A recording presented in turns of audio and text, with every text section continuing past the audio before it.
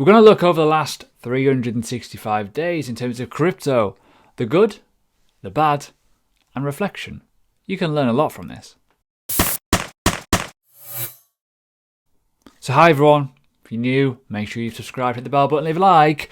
Now, I'm so close to that 50,000, it's unbelievable, right? This idea came from this kind of phrase in the last video. So essentially looking back thinking, wow, that's a monstrous growth. Well done, Ash. Great. Give yourself a pat on the back. Now, we're going to talk over, I've got like a little post-it notes here again. And we're going to look over what's happened in the last year. Now, I want to go over to this screen quickly, right? Because this was a snapshot from the 12th of April 2020. A lot has changed. So I'm going to go over in this video, as you probably presume, the good, the bad, and the really damn ugly in terms of mistakes I've made, good things, bad things, how I grew, some of my portfolio kind of holdings and the results of those, and over the last 6 months, what is my percentage multiple in the last 6 months? Is pretty savage. I'm not going to reveal the year one because I don't want to be that person, sorry. You know it winds me up. If you follow me on Twitter, you know I hate people gloating. It really gets on my tits, right? I'm not going to mention any names, but you don't have to show your portfolio on social media. You're just a risk, man. Come on. By all means, be transparent, but come on. Anyways, moving on. So we're going to go back in time. A month prior to this was when the COVID bottom happened, right? Well, literally the whole market fell. Now, why was that? Let me explain it. Liquidity. People got very, very comfortable at that time in moments of option calls, and they had to get liquidity. Cryptocurrency is the biggest problem with that. Why? It's open 24 hours, 7 days a week. Anyone can get liquidity, right? It's a very liquid market, you probably noticed, even back then. So people sold assets that they had, and then they could pay off the fees and the shit that they had. Yeah, so that's why we dumped pretty hard. Moving on though, mistake number one. We'll go on mistake number one. Even though right now, $7,000, I personally did not know what was going to happen. I still held crypto. I didn't sell anything. I held on to what I had. I had a good chunk of stuff back then. Still do, let's be honest. But I didn't add to my capital. Why? So I didn't know what was going to happen. So I had some stable currency laying around from accumulation throughout the bear market of just stable currency, right? A little bit of profit, stable currency. Yeah. So that's the one thing you need to do. In the next bull market, bear market transition, just a pointer, build up your stable currency and sit on it, right? Because when the market does go bearish, yes, I know people are going to be commenting, going, it's never going to end. It will. Market cycles end. Doesn't matter how amazing it is. They will eventually come to an end. Everything good comes to an end, right? You want to have some capital to put in. Now, I had capital, but I was standoffish. You probably remember me pretty bearish, thinking what's going to happen. This was before the bailout, before stimulus, so we didn't know any of this, right? So this was April. This was before the interview of, we've got an unlimited printer, guys and boys and girls. We're going to just keep printing money. Blah, blah. You know the drill, right? So I wasn't really going, I wasn't considering quantitative easing. I wasn't considering the inflation increase. So I didn't think that would happen.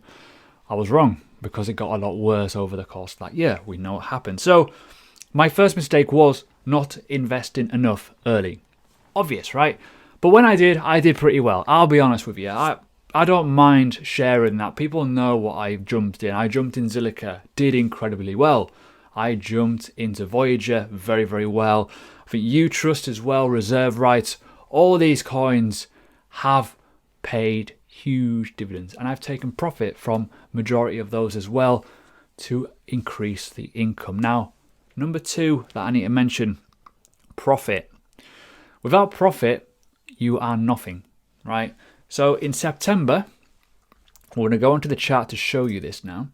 So I very openly told people on my Twitter and stuff, I sold my VeChain in and around, I think it was in the summer period, but I can't remember what. It was like between July and September, I was selling my VeChain, right?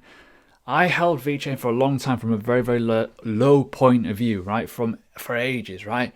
it did a monster run, right? You can see it here. So if you go into, obviously, you can kind of see how it was in USD, it was nothing, but in BTC, it was monstrous, right? Monstrous gains. This is probably one of my best trades I've done in a long time. From low to high, get your Bitcoin, be happy. I think if I go back now and look at this and think if I didn't sell the part of my VeChain that I had at the time, the amount of Bitcoin that I would have had would be nothing, because that's a big move. And we're talking here, I was holding for ages and I had orders like basically sub 40 in terms of that. And it doesn't sound like much, but when you go back in time and you think Bitcoin was only X amount at that price, it was like, what? So you got to think the amount you could make on that was pretty severe. And I don't think people realize that. But this is what I want to get at. Profit taking in any market allows you to grow. People don't do it. I just don't get it. Like, if you've made like a 5x on a coin and you're not taking even a couple of $100 out just to kind of put it into a lower cap coin, or just to put it into stable currency for a rainy day in case these dips, I just don't get it. I just don't know why people don't do it. Anyways, moving on. So obviously I took profit on VeChain, and this was when I was buying DOT. So I was buying DOT in and around that September period. Really happy I did that. You know, I was also buying a lot of reserve rights as well. I was buying other things too at that time, adding to my bags. Pretty happy with it. But the fundamental line is, if I didn't do that one task, I probably wouldn't have had as much free capital. I would still be holding, yes, and people are going to be commenting going, well, if you held on to it, you'd probably be up even more now. But reality is, I can't buy the coins that I've then done even bigger multiple at the time. When you think about it, there's all kinds of coins, like reserve rights, for example. It's ridiculous gains, realistically, when you think about when I bought Polkadot. Did very well. Bought in at like $4. Crazy return, realistically, and it's not even gone yet. You know, you got KSM. You got, obviously, you know, and Federal Reserve, relatively new in my portfolio too. Pluton token, relatively new in my portfolio. But they're going to continue the growth over time as they are lower cap coins. Hope you remember that. So the next thing I want to talk about as well is the way that I do things is kind of important. So as I mentioned before, taking profit was one of my best assets I've ever had through previous mistakes from 2017, 2018, where I didn't take as much profit. Profit is king at the end of the day. If you're not taking profit, you're not going to grow. And I've already said that. And I know I'm repeating myself, but it's repetition. It's got to get in your head. So over the last 6 months alone, right? So when we're talking, let's just go on to the dominance chart here. Now, I'm already up, and I want to mention this now.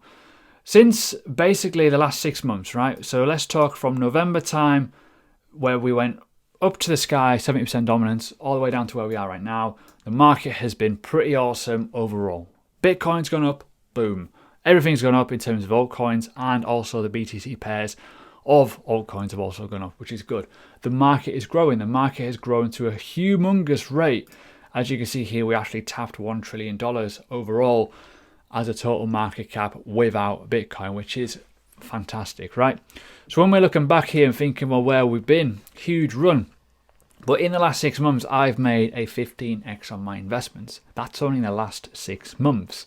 And you got to remember here, I do not invest in risky coins. I know people don't like that, but I like to keep it nice, stable. I don't want to have heart attacks every time I wake up and, you know, and rug pulls have happened.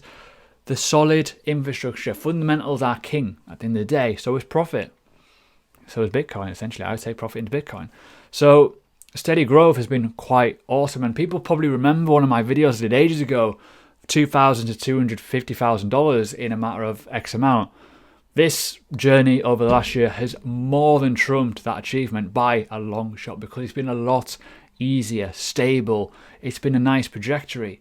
And realistically, in a year, it's life-changing, let's be honest. It's huge money. But I've made mistakes. I've already mentioned I didn't invest enough early enough. I took profits, yeah, great, and I've put them into good projects, but I've also made mistakes. The likes of Reef, for example, personally, mistake. You can't win them all. I've invested in a few coins that haven't quite worked out. Kyber Network as an example as well, back in the summer of, 2020. You're never going to win them all, but remember this. People on social media will try and show you that they can win everything. The problem is, everyone is an expert in a bull market. which is why I like to draw upon my experiences to try and help people out, because you're never going to get that kind of tuition anywhere else. All you see is profits. But with me, you see what you see, really. I'm not going to gloat about it, but at the end of the day, anyone can become an expert in a bull market, which is why everything is going parabolic and everyone's making money. But you got to remember one thing: take profit. Unrealized profit means nothing. Nothing.